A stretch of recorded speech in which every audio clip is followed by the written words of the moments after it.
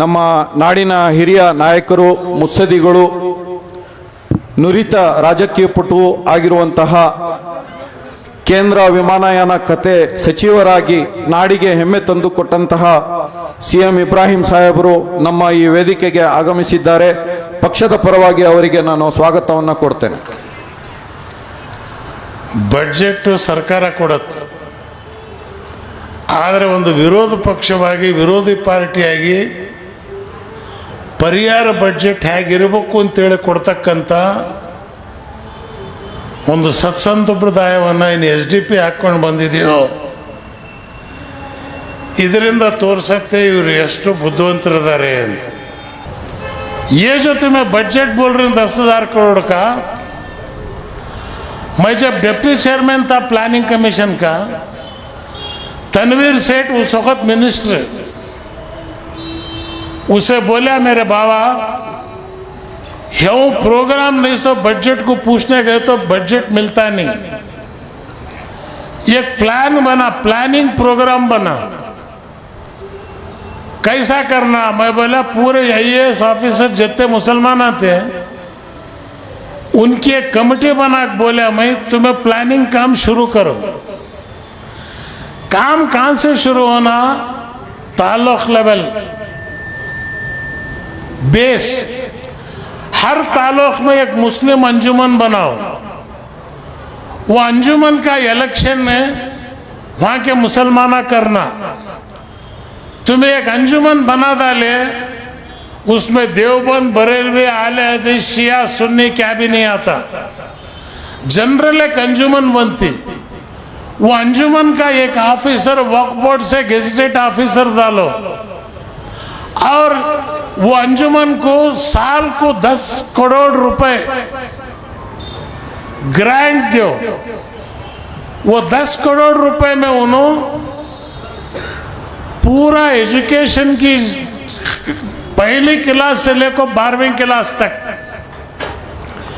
गांव के बाहर जगह ले लेकर स्कूल बनना. 5 साल के अंदर 50 करोड़ रुपए मिलती हर ताल्लुक को. 10 साल के अंदर वो ताल्लुक में एक भी बच्चा 12वीं क्लास से कम पढ़ा सो एक भी तुमने नहीं मिलता. ये काम तुम्हें करे तो 10 साल के अंदर तुम्हें अच्छी हो सकती. बीजेपी आ जा रहा, मोदी खा जा रहा. मैं उनको बोला जो खौफ नमरूद को नहीं डरी, वो बीजेपी उसके बाप को क्या डरेंगी? डरने की जरूरत नहीं. मोदी हमेशा हमारा क्या भी बिगाड़ नहीं सकते. तो आज मैं SDP वालों को मुबारकबाद देता हूं. गवर्नमेंट करती नहीं करती वो बात अलग, लेकिन ये कदम तुम्हें उठाएं. पहली बार एक अल्टरनेटिव बजट दें और मुसलमान कभी भी ये ना समझे कि हम कम्युनल हैं, खाली हमें सेक्युलर हैं, सेक्युलर हैं, ये सर्टिफिकेट देने को हमारी जिंदगी खत्म हो जा रही, अब भी हमें सर्टिफिकेट ना देने का छोड़े नहीं, जरूरत नहीं है. इस्लाम सलामती का मजहब है. हम अल्लाह को रब्बुल आलमीन कहते हैं, रब्बुल मुस्लिमीन नहीं कहते. अल्लाह तबारक व ताला बोलता तेरी हर ताकत इंसानियत के वास्ते खर्च कर. तो इसलिए मैं कोशिश करता हूं, मेरी ख्वाहिश यही है कि मेरी कोशिश रहेगी, जद्दोजहद रहेंगी. SDP वालों से मेरी दरख्वास्त है कि आप लीडर आगे बढ़ो, आगे बढ़कर जो है पूरे जमातों को साथ लेने की कोशिश करो.